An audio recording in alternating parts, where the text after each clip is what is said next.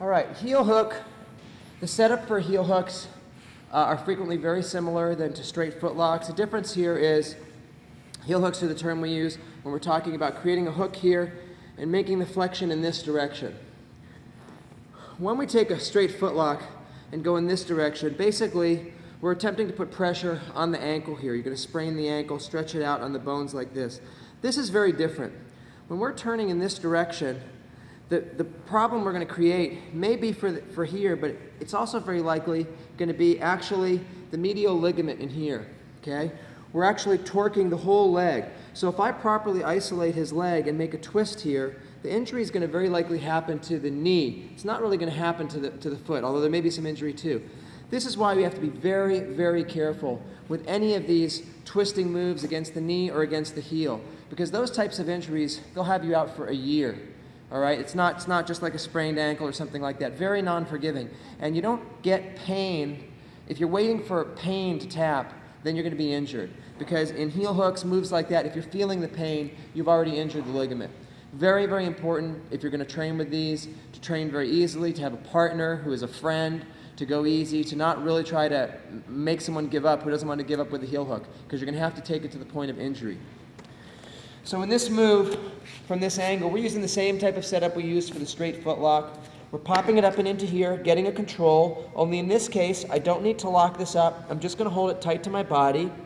I'm pushing this down here, and I'm going to fall directly to the side, out like this. And what I want to do is I want to swing this foot around and behind this leg. Okay, I want to create a triangle position here. This foot is then available to be under or over. And the reason for this is actually several things. Let's spin this around, John. Okay. What I'm looking to do here is, first of all, create a solid bar on this leg. So when I lift this, I can push down in that direction and really go ahead and execute the move.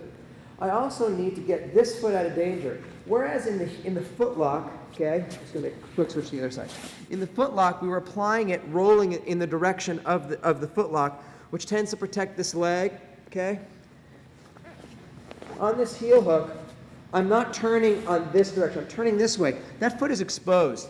He could feed it in, and we could get into a big fight here where he's got my foot and I've got his foot.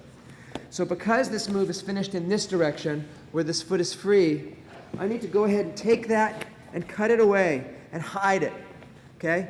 This one is also hidden away, all right? But I can use it here to control his balance. So, for example, if he tries to pull up and get away, I can just hold him in as I'm applying this. If he starts to try to roll and turn, I can block here and lock this down, because actually the motion I'm putting on him is telling his body to go ahead and roll.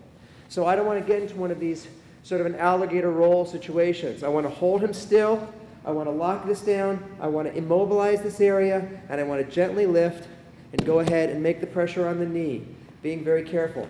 Now heel hooks can come from a lot of different directions, okay? Stand up for a second.